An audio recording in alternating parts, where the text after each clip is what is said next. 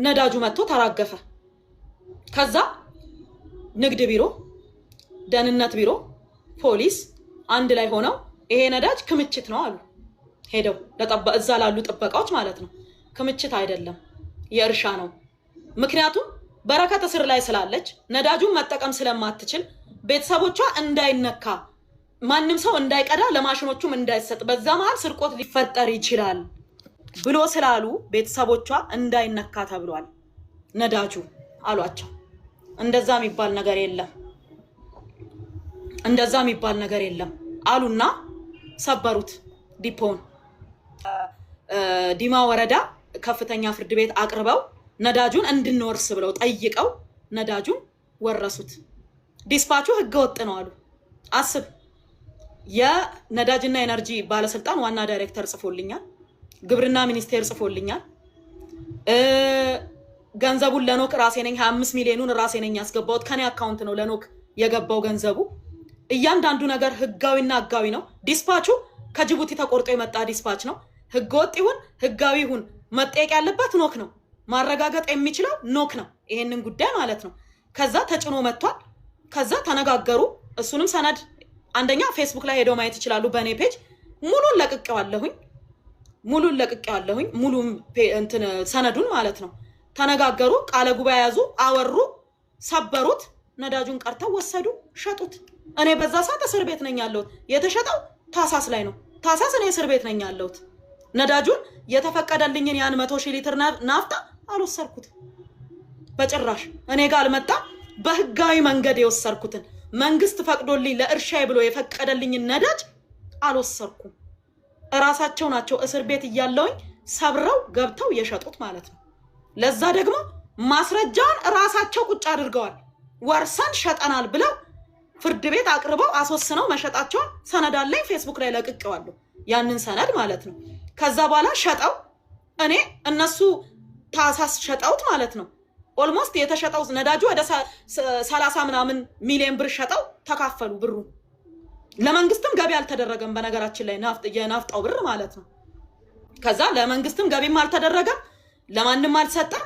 ወደ 6 ሚሊዮን ብር መንግስት አካውንት ውስጥ አስገብተናል ይላሉ። ይግባ ራሱ ያውቃል የመንግስት አካል። ለገቢዎች አስገብተናል ይላሉ። ያስገቡ አስገቡ እኔ ማቀው ነገር የለም። ግን ነዳጁ ወደ 38 ሚሊዮን አካባቢ ነው የተሸጠው ያ ነዳጅ። ገንዘቡን እርስ በርሳቸው ተካፍለው ነው የወሰዱት። እኔ በዛ ሰዓት እስር ቤት ነኝ ያለሁት፣ ያየሁት ነገርም የለም። ተፈትቼ ስወጣ ነዳጁ ኦልሬዲ ተሽጧል፣ የለም ነዳጁ። ቀጥታ ለፌደራል ፖሊስ አመለከትኩኝ። ህጋዊ የሆነ ነዳጅ እንድሰራ መንግስት የፈቀደልኝ ራሴ በገንዘብ የገዛሁት ነዳጅ ተሽጦብኛል ያለ አግባብ፣ ልክ አይደለም ብዬ አመለከትኩኝ። ከዛ በኋላ እያየነው ነው እናይልሻለን፣ ሰነዱን አምጪ አሉኝ። ሰነዱን እንዳለ ሰብስቤ አቀረብኩኝ ለፌደራል ፖሊስ። እሺ ብለው ተቀበሉ። ነገሩን መርምረን እያየነው ያለውን ነገር እንገልጽልሻለን አሉኝ። እሺ አሉኝ። ስልኬንም አልመለሱልኝም። ሁለት ስልክ አይፎን 15 ፕሮ ማክስ እና 16 ፕሮ ማክስ ስልክ ሰጥቻቸው ነበረ። ያንን ስልክ አልመለሱልኝም። ራሳቸው ጋር ነው የቀረው። ኢቨን ፎረንሲክ ማለት ነው ምርመራዬን ጨርሻለሁ አጠናቅቄያለሁ ሲል ብዙ ጊዜ ስልክ ለምን እንደማይመለስ አላውቅም። አንዳንዴ ይመለሳል፣ አንዳንዴ አይመለስም። የኔ ግን አልተመለሰም በአጋጣሚ ማለት ነው። መርማሪዎች እጅ ነው ያለው። ባልሸጥኩት ነዳጅ ራሳቸው ሸጠው በወሰዱት ነዳጅ እኔ እስር ቤት እያለሁ ለተሸጠ ነዳጅ በድንገት ተከሳሽ ሆኜ መጣሁ። እኔ እኮ ተሽጦብኛል ብዬ እኮ ለፌደራል ፖሊስ አመልክቼ ምርመራ ላይ ነው ያለው። ፌደራል ፖሊስ እያየልኝ ነው ያለው ኬዙን ማለት ነው። ተሽጦብኛል ነዳጁን አልወሰርኩም ብዬ 25 ሚሊዮን ብር የከፈልኩት አልወሰርኩም ነዳጁን ብዬ አመልክቼ ሳበቃ ማለት ነው መርምረው የሆነ ነገር ማድረግ ሲችሉ እኔ ራሴ ጭራሽ ተከሳሽ ሆኜ መጣሁ። ነዳጁን አባክነሻል ሸጠሻል ተብዬ ማለት ነው። ያልወሰርኩትን ነዳጅ እስር ቤት እያለው የወጣ ነዳጅ ከጅቡቲ ገባክ? ይሄ ነው የተከሰተው ነገር፣ ይሄ ነው የተፈጠረው ነገር። እንደማንኛውም ሰው በሚዲያ ነው ያየሁት። በዛ ላይ ደግሞ ልክ እንደጠፋው ቆይ እኔ አንድ ጥያቄ ልጠይቅ። ፊንቴክ ኢንቨስትመንት፣ ስለ ፊንቴክ ኢንቨስትመንት ስናወራ ዋናው መስራቹ ሰውዬ ግርማይ ነገ ሰው እንሆናለን፣ ታክሲ ሰርተን እንለወጣለን፣ የተለያየ ንብረት ሸጠው ከየትም ከዘመድ ከወገንም አስቸግረው በጣም ምስኪን ወገኖቻችን ወስደው ያስረከቡትን ገንዘብ 1.6 ቢሊዮን ብር ይዞ ጠፋ የተባለ ሰው ነው። ክስ ከተመሰረተበት 2 ወር አልፎታል። ይሄ ሰውዬ ወንትር ተብሎ ተለጥፎ አይተው ታውቃለህ? ተፈላጊ ተብሎ ተለጥፏል። እስካሁን ድረስ አይተዋል? እሱን ሰው አላየኸው? ስንት አይነት ሰው እያገቱ አፈርድም የሚያበሉ ሰላማችንን የነሱ መግቢያ መውጫ አሳጡ። ቢያንስ እኔ ሰላሌ ላይ ውሃ ፋብሪካ አለኝ፣ ሄጄ አይቼው አላውቅም። ፋብሪካው ኢጦሳ ላይ ቄራ አለኝ፣ ሄጄ አይቼው አላውቅም። ዱግዳ ላይ እርሻ አለኝ፣ አይቼው አላውቅም። ጀጁ ላይ እርሻ አለኝ፣ አይቼው አላውቅም። ምክንያቱም እፈራለሁ፣ መሄድ አልችልም። ለዛ ሰላም የነሱን የተለያየ የሰው ደም የሚያፈሱ መኪና እያገቱ ስንት ነገር ስንት ጓደኞቼ በጠራራ ፀሐይ ተገለዋል እኮ በጠራራ ፀሐይ። ያንን ድርጊት የፈጸሙ ስንት ነገር ያደረጉ ሰዎች ተፈላጊ ተብለው ባልተፈለጉበት ሁኔታ በረከት ሀገር ላይ 8 ሚሊዮን ብር ኪሳራ አድርሳለች። 8 ሚሊዮን ኢትዮጵያ ብር ኪሳራ አድርሳለች። 8 ሚሊዮኑን ምነው አንድ መኪና አሮጌ መኪናዬን ወስደው ሸጠው ወስዱ ምን ችግር አለ? ገባ አድርሼ ከሆነ ያንን ራሴ ነኝ የነዳጁን ብር የከፈልኩት። ነዳጁን የወሰዱት ራሳቸው ናቸው፣ የሸጡት እነሱ ናቸው። እኔ እስር ቤት ነበርኩ በዛ ሰዓት ነዳጁ ሲሸጥ ማለት ነው። ገባ ያ በሆነበት ሁኔታ ማለት ነው። እንዴት ነው እኔ 8 ሚሊዮኑን ኪሳራ ያደረስኩት መንግስት ላይ? ያልወሰድኩትን ነዳጅ አልወሰድኩም እኮ ነዳጁን። ለዛም በህጋዊ መንገድ ይሰጣት ይፈቀድላት ተብሎ የተፈቀደልኝን ነዳጅ ገባት። የተፈቀደልኝን ነዳጅ እንግዲህ እንዳየሁት ከሆነ ማለት ነው አንደኛ እኔ እንድሰራ አልተፈለገም። ክሱ ላይ ከሆነ በረከት ነዳጁን የሸጠችው ለወርቅ አቅራቢ ወይም ለወርቅ አምራች ድርጅት ነው ነዳጁን የሸጠችው ይላል ክሱ ማለት ነው። በመጀመሪያ ደረጃ ራሴ ወርቅ አምራች ነኝ። እዛው እርሻ ከምሰራበት ቀበሌ ውስጥ ማለት ነው። በረከት እርሻ እየሰራሽ ነው፣ ገቢው ለብሔራዊ ባንክ አታቀርቢም ብለው የማዕድንን ቦታ ስለሰጡኝ ማዕድን ማምረት ጀምሬያለሁ። ገና ዘንድሮ ነው በ2018 ማለት ነው። ለራሴ እፈልጓለሁ፣ ለራሴ አይበቃኝም። ነዳጅ ማለት 1000፣ 10000፣ 100000 ሲባል ትልቅ ይመስላል። ትልልቅ የቪዲዮቲ ማሽኖችን ታንቀሳቅስ ግን ማለት ነው ያ ማለት ምንም ማለት አይደለም። ያ ነዳጅ ማለት ነው። እና ያ ነዳጅ ሳይሰጠኝ እርሻ ስራ አቁሙ ብላቴ ማለት ነው። በነዳጅ እጥረት ምክንያት ቲማቲም ከጥቅም ውጪ፣ ፓፓዬ ከጥቅም ውጪ፣ ምን የመሳሰለ አትክልት ከጥቅም ውጪ ሆኖብን ማለት ነው። ብዙ ነገር ተበላሽቶብኝ እንግዲህ እኔ ለምን እንዳልሰራ እንደተፈለገ አላውቅም። ሰው እናስራለን ብለው ለማሳየት ፈልጎ ከሆነም አላውቅም። እውነት ለመናገር የራሳቸው ግን እኔ እርግጠኛ ሆኜ የምነግርህ የሆኑ የተደራጁ ቡድኖች አሉ። በጣም የተደራጁ ፌደራል ፖሊስ ውስጥ አሉ፣ የጸጥታ አካላት ኢንተለጀንስ ውስጥ አሉ፣ ፍትህ ሚኒስቴር ውስጥ አሉ።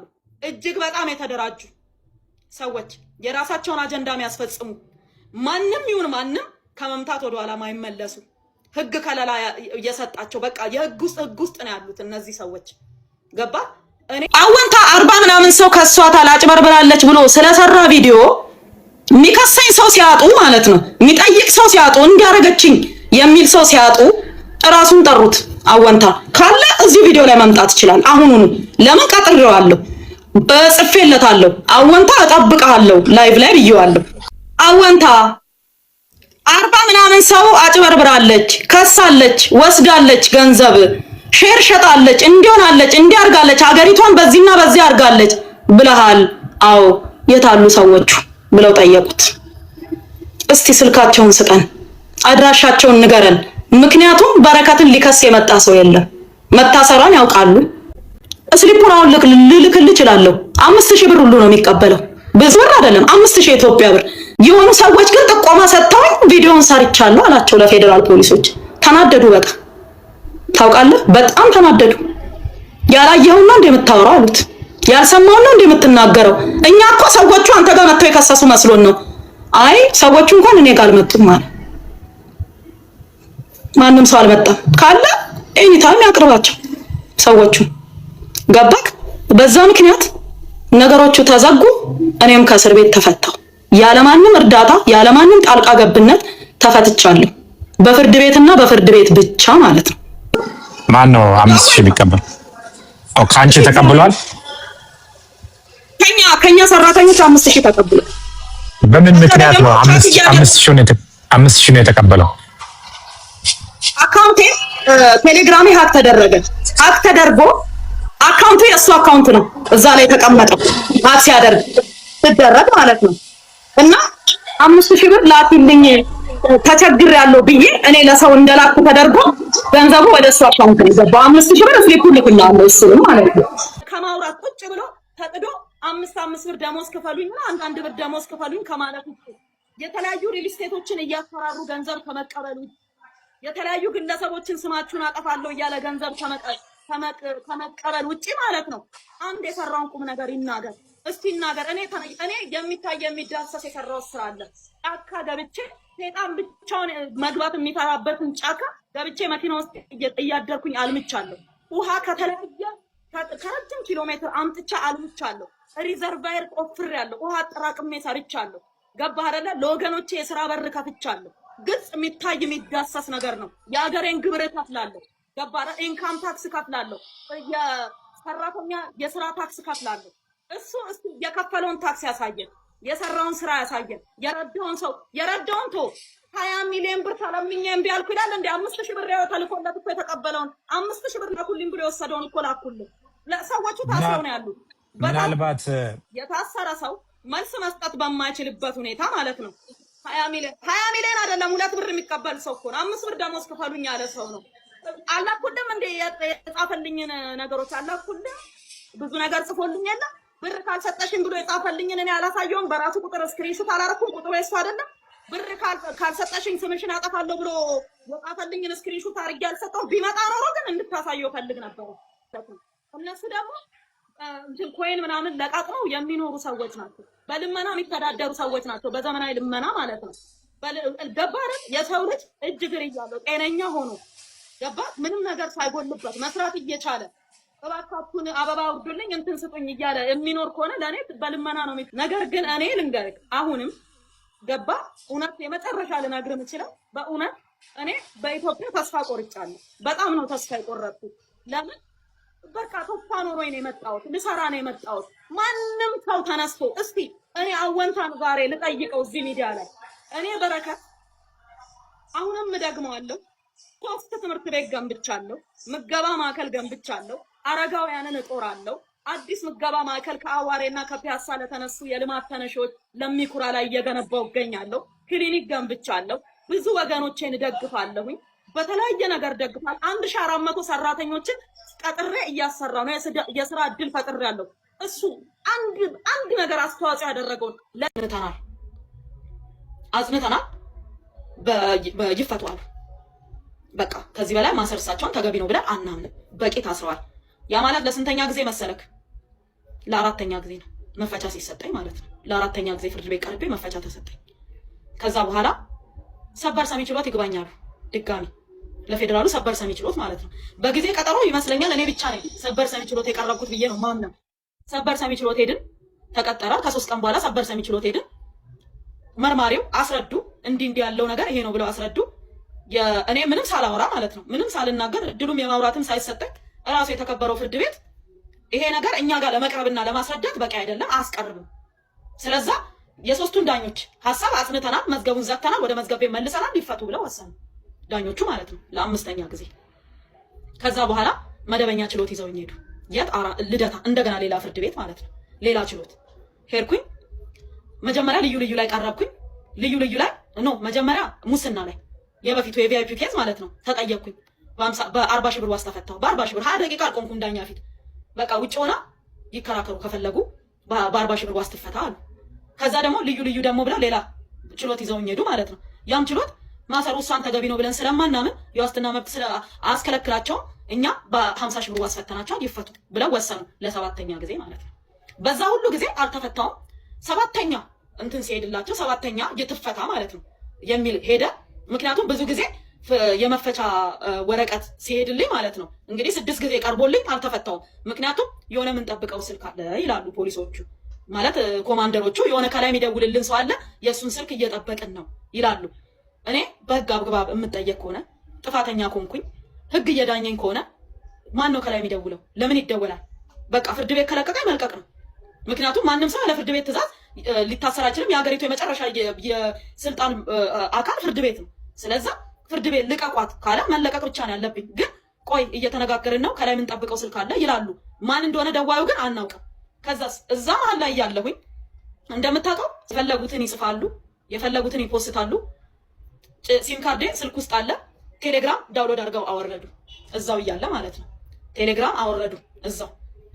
ከዛ ቴሌግራሜ ላይ ውጭ ሀገር ላሉ ጓደኞቼ፣ አውስትራሊያ ላሉ ጓደኞቼ እንደውም ዘፋኝ ይሄ የቦረና ዘፋኝ ታስተው ጸጉሩን የሚያጎፍረው ልጅ እንደው አደም ነው ስሙ ማለት አደም የሚባል ልጅ እሱ ራሱ 15 ሺህ ብር ተበልቷል። የሚገርምት ሜሴጅ እየላኩ እባካችሁን ተፈትቻለሁ እርዱኝ፣ እባካችሁን ተፈትቻለሁ እርዱኝ እያሉ ወደ ተለያየ ሰው ሜሴጅ ይልካሉ፣ ወደ ተለያየ ሰው ማለት ነው። ከዛ በኋላ ሰው ደግሞ በረከት ተፈታለች እንኳን ደስ አላችሁ እያለ ወደ ቤተሰብ ይልካል። ከዛስ እባካችሁን ገንዘብ አስገቡልኝ ተቸግሬያለሁ፣ ገና መፈታቴ ነው የሚል ሜሴጅ ለሁሉም ሰው በቴሌግራም ይደርሳል። ቢኒያም የሚባል የሐዋሳ ልጅ አብሮ አደጌ ነው። $1800 ከአሜሪካን ሀገር ክሬዲት ካርዱን ሰጥቶ ተወስዶበታል። ከአውስትራሊያ ሌላ ጓደኛዬ ወደ $450 ተወስዶበታል። እኔ እኮ እስር ቤት ነኝ ያለሁት። ስልኩ ያለው ፖሊስ እጅ ነው። ከዛ መጨረሻ ላይ ባለቤቴ ቀጥታ ሄደና ገባና ኮሚሽነር ብርሃኑ የሚባሉና አሉ ነበሩ፣ አሁን የሉም። እሳቸው ጋር ገብቶ ስልኳ ቴሌግራም የላትም እኮ እሷ ቴሌግራም አትጠቀምም እና እባካችሁን ወደ ተለያየ ሰው እየተላከ ነው፣ አካውንቱን ቼክ አስደርገናል እና እላዩ ላይ ምን ይላል? ሳጅን ሲሳይ ይላል ባለ አካውንቱ። ሳጅን ሲሳይ የሚባል ሰው ገንዘብ አስገቡልኝ እያለ እየወሰደ ነው፣ እባካችሁን ይሄን ነገር አጥፉ ወይም ደግሞ የሆነ ነገር አድርጉ ብሎ ሄደው አመለከተ። የባንክ አካውንቱ ነው ሳጅን ሲሳይ የሚለው የባንክ አካውንቱ ነው። አዎ እዛ ቴሌግራም ላይ ገንዘቡን የሚቀበለው ሰው ሳጅን ሲሳይ ይላል። ገንዘቡን ያስገቡ ሰዎች አለ። ስክሪንሻት አለሽ? አለ። ማስረጃ አለሽ? አለ። ሳጅን ሲሳይ የሚባል ስክሪንሾት ያደረጉ ወደ ባለቤቴ ወደ ጠበቃ ይልኩ ነበር ሰዎች። $1800 ከአሜሪካ የተወሰደበት ሰው አለ። ወደ $400 $450 ከአውስትራሊያ የተወሰደበት ሰው አለ። ስክሪንሾት አድርገው ሰዎች ወደኛ ቤት ወደ ቤተሰብ ይልኩ ነበረ። ለምን? የተፈታው መስሏቸው። አደም የሚባለው ዘፋኝ ይሄ ዘፈኑን ስለማላውቅ ነው፣ የቦረና ዘፈን የሚዘፍነው እሱን 15 ሺህ ብር አስገብቷል። እኔ መስየው ማለት ነው። ከዛ እና ይሄ ብዙ ሰው ከተፈታውኝ በኋላ መጠየቅ ጀመረ እና ምን ልል ነው ሀክ ተደርገሽ ከሆነ መጡና መርማሪዎቹ ሀክ ተደርጎ ይሆናል ሲሉኝ፣ አንድ ነገር ሀክ የሚደረገው ካለ ነው። እኔ አሁን ዋትስአፕ ሳይኖረኝ ዋትስአፕ ሀክ ሊደረግ ይችላል እንዴ? ቴሌግራም ሳይኖረኝ ቴሌግራም ሀክ ሊደረግ ይችላል? እኔ እኮ ቴሌግራም አልጠቀምም፣ ምክንያቱም ብዙ ጊዜ ሀክ ስለተደረግኩኝ ቴሌግራም በፍጹም አልጠቀምም። እና እራሳቸው በስቁጥሬ ዳውንሎድ አድርገው አውርደው ነው እንጂ እንዴት ሀክ ሊደረግ ይችላሉ? የሌለኝን። ስለዚህ እራሳቸው አውርደው ነው ቴሌግራሙን ምርመራ ላይ ያለ ማለት ነው። ግን ማንም የጠየቃቸው የለም፣ ማንም አባከን የሚያላቸው የለም፣ ቀረ ማለት ነው። በዛ መሀል 7ኛ መፈቻ መጣልኝ። 7ኛ መፈቻ ከመጣልኝ በኋላ 3 ቀን አሳደሩኝ። መጨረሻ ላይ ሂጂ ውጪ ብለው ለላ ጤንነቴም ደህና ስላልነበረ በጣም አመመኝ። ሆስፒታል እየተመላለስኩ ነበረ። ጦር ኃይሎች ሆስፒታል ነው። ጦር ኃይሎች ሆስፒታል በነገራችን ላይ ፕራይቬት ዊንግ አለ። ቀጥታ እዛ ሄጄ እየተመላለስኩኝ እያለ በአጋጣሚ እግሬ ላይ እብጠት ታየ። ከዛ እግሬን ስካን ሲያደርጉት ምን ተገኘ? ይሄ ቬን ላይ የደም መርጋት ተገኘ። ከዛ ወዲያውኑ ከባድ ነበረ በሽታው። እኔ አላውቅም ደም መርጋት ከባድ መሆኑን አላውቅም። በሰውም በጓደኞቼም በዘመድም አይቼም ስለማላውቅ ከባድ ነው ብዬ አላሰብኩም ነበረ። ወዲያውኑ መተኛ አለብሽ ተባልኩኝ። እዛው ጦር ኃይሎች ሆስፒታል እንድተኛ ተደረግኩኝ። ሲቲ ስካን ቼክ ሲደረግ ኦልሬዲ ሳምባይ ላይ አለ፣ ኢምቦሊዝም ሆኗል ማለት ነው። ሳምባይ ላይ ደርሷል። ከዛ በጣም ከባድ መርፌዎች ናቸው በቀን 3 የነበረው። ጠዋት 80 የሚል ማታ 80 ወስዳለው። እረፍት አድርጊ እንዳትንቀሳቀሽ ተባልኩኝ። ምክንያቱም ደም ማቅጠኛ ነው ሲሰጠኝ የነበረው እና እዛ ሕክምና ላይ ጦር ኃይሎች ሆስፒታል ወደ 18 ቀን ቆየሁኝ። በዛ ሁሉ ወደ ስራም አልተመለስኩም፣ ወደ ሶሻል ሚዲያም አልተመለስኩም። ዝም ብዬ በቃ ኑሮዬን ቀጠልኩኝ። በዛ መሀል እንግዲህ እንደምታውቀው እየኖርኩ ነው። ቤቴ መጥሪያ አልመጣልኝም፣ አልተጠየቅኩም። ቤት መጥቶ አንኳኩ የጠራኝ ሰው የለም። በድንገት እንደ ማንኛውም ሰው በረከት ክስ ተመስርቶባታል።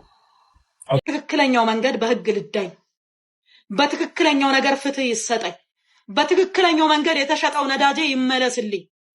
ነዳጁን ራሳቸው ሸጠው እኔ እስር ቤት እያለሁ ለተሸጠ ነዳጅ እኔ ዛሬ ተከሳሽ ሆኜ ስቀርብ ምን ይባላል እስቲ? ማለት የሚሰማ ሰው ራሱ ፍርድ መስጠት ይችላል። ነዳጁ ሲሸጥ ነዳጁ ከጅቡቲ ሲወጣ እኔ እስር ቤት ነኝ ያለው፣ አልተፈታውም፣ የለሁም፣ ሰነዱ አለ። ወርሶ መሸጣቸውን ራሱ ከፍርድ ቤት ወረቀት አውጥቻለሁ። አንተ ጋርም ልኬልሃለሁ፣ ፌስቡክ ላይም ለቅቄዋለሁ። እና ምን ልልህ ፈልጌ ነው እንዴት ነው ብለህ ካልከኝ አልኩ። አሁንም እኮ የራሳቸውን አጀንዳ የሚያስፈጽሙ የሆኑ ቡድኖች አሉ። ለስልጣን ሊሆን ይችላል፣ ለሀብት ሊሆን ይችላል፣ ለተለያየ ነገር። ከዚህ ጉዳይ ጀርባ በጣም ብዙ ሰዎች አሉ ብዬ አምናለሁ። እግዚአብሔር አንድ ቀን በቀናቸው ይገልጣቸዋል ብዬ አምናለሁ። እንዲህ እንደተደፋፈነ ነገሮች ይቀራሉ ብዬም አላስብም። ግን እኔ ምለው የተሸጠብኝ ነዳጅ እኔ በታሰርኩ ጊዜ ከጅቡቲ ለወጣው ነዳጅ በረከት ለምን ወንትድ ተባለች? ምን አጥፍቼ የማንን ምን ነክቼ ምን አድርጌ? ገባክ? ሌላውን ተው። እኔ ልንገርክ የኔ እርሻ ማዳበሪያ የመጠቀም ኮታው በአመት 10,000 ነው። ግብርና ሚኒስቴር አለ። ይሄን እየሰሙ ከሆነ ወይም ነገም ከነጎዳ ሪካርድ ተደርጎ ከሰሙ መናገር ይችላሉ። ወስጄ አላውቅም ማዳበሪያ ከመንግስት። ወረዳ እኛ ጋር ቀበሌ እንደማንኛውም ሰው ለማመርታት ምርት ለምሳሌ ጭራሽ ማዳበሪያ የማልጠቀምባቸው ምርቶች አሉ። ማዳበሪያ ለምጠቀምባቸው ምርት ገበሬ ለሌሎች ገበሬዎችም ለሌሎች ኢንቨስተሮችም ወረዳ ሲመጣ እንደማንኛውም ሰው 100 200 ስንትም ኩንታል አስፈቅጄ ወስዳለሁኝ እንጂ ይሄ ለኔ ኮታ ተብሎ በእርሻ ልክ የተደለደለልኝ 10,000 ኩንታል አንድ ቀንም ወስጄ አላውቅም ከመንግስት እጅ። አንድ ቀንም ከመጋዘን አውጥቼ ወስጄ አላውቅም። አንድ ቀን እሱ አለ። ሁለተኛ ደግሞ ልንገርህ ማንኛውም ገበሬ እርሻ ከጀመርኩ 12ኛ ዓመቴ ነው። ጭራሽ ሳያርሱ ጭራሽ አንድ ነገር ሳያደርጉ ሰዎች መጀመሪያ የሚሰጣቸው ፒክአፕ ማመልከት ይችላሉ ከቀረጥ ነፃ፣ አምቡላንስ ማመልከት ይችላሉ ከቀረጥ ነፃ፣ በጣም ብዙ ዕቃ ማምጣት ይችላሉ ከቀረጥ ነፃ። ይሄው ጉምሩክ ይመስክር መጥቶ ይናገር በረከት ወስዳለች ካለ ብታምንም ባታምንም የኔ እርሻ አንድም ዲዩቲ ፍሪ መኪና የለውም። አንድም ቀን ዲዩቲ ፍሪ መኪና አስገብቼ ነድቼ አላውቅም። በእርሻ ስም ማለት ነው። በእርሻዬ ስም ሰው ብረት አምጥቶ ይጠቀማል። ያን ሁሉ መጋዘን ስገነባ ብረቱን የጫንኩት ከመርካቶ ነው እንጂ ዲዩቲ ፍሪ አላስገባውም። መኪና ዲዩቲ ፍሪ ፒክአፕ የሚባል ነድቼ አላውቅም። ማዳበሪያ ከመንግስት እጅ ወስጄ አላውቅም። በኮታዬ በምችለው አቅም ከወረዳ ወስዳለሁ። በምችለው ከሌሎች ገበሬዎች ጋር አብሬ ስለምሰራ ማለት ነው። እኔ በረከት እዚች ጋር አጭበረበረች፣ እዚህ ጋር ዘረበች። ዲዩቲ ፍሪ ተጠቅሜ ማለት ሰው ነኝ። ጉምሩክ ቼክ ማድረግ ይችላል ሰነዴ። መኪና እኔ ዲዩቲ ፍሪ ፒክአፕ ነድቼ አላውቅም፣ አምጥቼ አላውቅም። አምቡላንስ አምጥቼ አላውቅም። ብረት ይፈቀድልኛል፣ አምጥቼ አላውቅም። ፈርኒቸር ይፈቀድልኛል፣ ተጠቅሜ አላውቅም። ምክንያቱም እኔ ታርጌቴ እኔ አላማዬ ሀገሬን ማገልገል፣ እርሻ መስራት፣ ሪሶርሳችንን እንድንጠቀም የምችለውን ሁሉ ጥረት ማድረግ እሱ ነው የኔ አላማ። ተወሌላውን የኔን እርሻዎች እኮ ልማት ባንክ ብድር የለባቸውም። ልማት ባንክ አልተበደርኩባቸውም። የኔ ፋብሪካዎች እኮ ከልማት ባንክ ነፃ ናቸው። ለምን? አብዛኛው ሰው ንብረት ወስዶ ቀጥታ ወደ ብድር ነው የሚሄደው። እኔ ግን አላስያዝኳቸው። ምነግር ነገር ለኔ ማሽነሪ ሲገዛ ሲንቄ ባንክ ማሽነሪ ገዝቶልኛል፣ ሎደር ገዝቶልኛል፣ ትራክተሮች ገዝቶልኛል፣ መዝሪያ ማሽኖች ገዝቶልኛል። ኦልሞስት ወደ 50 ሚሊዮን ብር የሚያወጣ 50 ሚሊዮን። ስለዚህ 50 ሚሊዮኑን እንደ ብድር ነው የገዛልሽ ማለት ነው።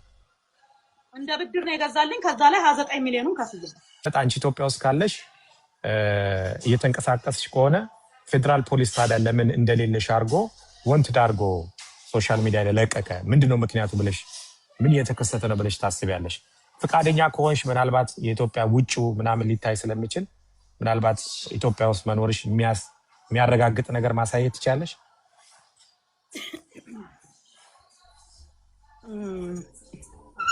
መስኮት ነው እንግዲህ። ኦኬ፣ ችግር የለም። መኝታ ቤት ውስጥ ያለሽ ይመስላል። ኦኬ፣ አኔ እንግዲህ ቪዲዮውን እንዴት እንደማዞረው አላውቅም። እንደዚህ ብቻ ይታያል። ኦኬ፣ ኢትዮጵያ ነው አይደል? ኢትዮጵያ ነው። አውሮፓ ያለው አልመስልማ። ከዚህ በላይ ላሳይህ አልችልም። ኦኬ፣ ችግር የለውም። አይ በቃ በጣም ጥሩ። ምክንያቱም ፌደራል ፖሊስ አገር ውስጥ እንደሌለሽ አንዳንዶችም ሰዎች ሶሻል ሚዲያ ላይ እንደሰማ ነው አገር ውስጥ የለችም የሚል ነገር ስለሆነ ታዲያ ለምንድን ነው ወንትድ ብሎ የፈለገሽ? ምንድን ነው የተፈጠረው? በእውነት አላውቅም። ማለት አሁን ራሱ ሰው ሲያይ ዛሬ ራሱ ካፌ ሄጄ ነበረ። ሰዎች ሲያዩ ሳሌ እንደማንኛውም ሰው አልኩ፣ እንደማንኛውም ሰው በረከት እየተፈለገች ነው፣ ተከሳለች፣ ክስ ቀርቦባታል በነዳጅ ከነዳጅ ባለስልጣናት ጋር ተብሎ አየሁኝ። ገባ አየሁኝ።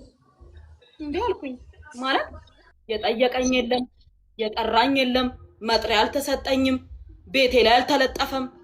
ገብቷል። ስራ ቦታ ላይ አልተጠየቅኩም። የጠራኝ ማንም አንዳንዴ ሆስፒታል ሄዳለሁ፣ አንዳንዴ ቤቴ እመጣለሁ። ወደ ስራ ብዙም አልገባውም። አንዳንዴ ያው እርሻውንም ገብቻ አይቼ እመጣለሁ። ያ ሆኖ እያለ ምንም ነገር ሳልጠየቅ የትነሽም ማለት ጭራሽ ቤቴ ማንም ፖሊስ መጥቶ ማቅም መጥሪያም አልተሰጠኝም። ኢቨንቶ ወንትድም ለመባልም ከሆነ ማለት ነው መጀመሪያ እኮ አሁን ይሄ በአዲሱ በተከሰሳችሁ በተባለው ገና ግንቦት 10 ነው ቀጠሮ አይደል? በረከት ቀርታብኛለች ብሎ እኮ አቃቤ ሕግ እኮ አላመለከተም። አቃቤ ሕግ በረከት ቀርታብኛለች ብሎ እኮ ማመልከት አለበት መጀመሪያ። እኔ እንትን እንድል ማለት ነው ማለት እንድያዝ ወይም ወንትድና ትፈለግ ለማለት እኮ በቀጠሮ ቀን እዛ ቦታ ላይ አለመገኘት አለብኝ። ለምን ወጥቼ ነው ያለሁት፣ እየተንቀሳቀስኩ ነው ያለሁት፣ ህክምና እያደረግኩ ነው ያለሁት። በእርግጥ በጣም ደህና ነኝ፣ እግዚአብሔር ይመስገን በጣም ደህና ነኝ። አሁን ከኔ ጋር ለምሳሌ እዚህ ክስ ላይ አቡሽ አየለ የሚባል ልጅ አለ። አቡሽ አየለ አይተዋል ስሙ? ስለ አቡሽ አየለ ብነግርህ ማለት ነው አቡሽ አየለ ማለት ወርቅ ለብሔራዊ ባንክ በማቅረብ ጋምቤላ ምድር ላይ የሚስተካከለው ሰው የለም። ሰዎች ለምሳሌ እኔ 2 ቦታ ነው ያለኝ አይደል? ማዕድን ገና አዲስ ነኝ። ለማዕድን እርሻ ነው በብዛት የምሰራው። አቡሽ አየለ 28 የማዕድን ማውጫ አለው። ሙሉ ለሙሉ ለብሔራዊ ባንክ ነው የሚያቀርበው፣ ለኤክስፖርት ነው የሚያቀርበው። ሰዎች በኪሎ 5 ኪሎ ምናምን ኪሎ ሊያቀርቡ ይችላሉ ወርቅ። እሱ ግን በኩንታል ነው ወርቅ የሚያቀርበው። ከፍተኛ ግብር ከፋይ ነው የሀገሪቱ። በጣም ብዙ ነገሮች ነው እየሰራ ያለው እና ብዙ ነገር ነው እየሰራ ያለው። የብሔራዊ ባንክ አቅራቢ ነው፣ ኮንትሮባንድ አይሰራም። 1 ሚሊዮን ሊትር ነዳጅ ወስደሃል የሚል ነው የሱ ላይ የመጣው ክስ። 1 ሚሊዮን ነዳጅ ማለት 1 ሚሊዮን ሊትር ነዳጅ ማለት ለወርቅ አውጪ 28 የወርቅ ማዕድን ያለውና ለብሔራዊ ባንክ ለሚያቀርብ ሰው ማለት ነው እግዚአብሔርን ለ3 ቀን ብቻ ነው የሚያገለግለው። 1 ሚሊዮን ሊትር ለ3 ቀን ብቻ ነው የሚያገለግለው ለዚህ ሰው ማለት ነው። ከተለያየ ቦታ ከማዲያ እየገዛ ከተለያየ ቦታ እየገዛ የሚሰራ ሰው ነው። በእውነት ነው የምነግርህ፣ ከኔ ባልተናነሰ ለሱ በጣም አዝናለሁ ይሄ ነገር ስለደረሰበት። ምናልባት የብሔራዊ ባንክ አንደኛ ደረጃ ወርቅ አቅራቢ ስለሆነ ብሔራዊ ባንክ ይሄ ነገር ልክ አይደለም ብሎ ከለላ ይሆነዋል፣ ዋስ ይሆነዋል ብዬ ተስፋ አደርጋለሁ ለሱም ማለት ነው። ገባህ? የሀገሪቱ ከፍተኛ ግብር ከፋይ የሀገሪቱ ከፍተኛ ወርቅ አቅራቢዎች በ20 ሚሊዮን ብር ነው የተከሰሰው። 22 ሚሊዮን ብር ነው የተከሰሰው። 22 ሚሊዮን ብር ማለት 1 ኪሎ ወርቅ እንኳን አይገዛም። እሱ ግን በኩንታል ነው ወርቅ የሚያቀርበው ማለት ነው። እና በዚህ ደረጃ ለምን ሊያሳድዱን እንደፈለጉ ለምን እንዲህ ሊያደርጉን እንደፈለጉ ባላቅም ማለት ነው መናገር ማለት እኔ አላቅም። ይሄ ነገር ለምን ሆነ ብለህ ካልከኝ ማለት ነው መልካም ይሆናል ብዬ ተስፋ አደርጋለሁ፣ ይስተካከላል ብዬ ተስፋ አደርጋለሁ። ከመንግስት ጋር ከጎን ቆመናል፣ ከምስኪን ወገኖቻችን ጎን ቆመናል። ለዛ ደግሞ አልጸጸትም። የተሻለች ኢትዮጵያ ነው ያለው ብዬ ተስፋ አደርጋለሁ።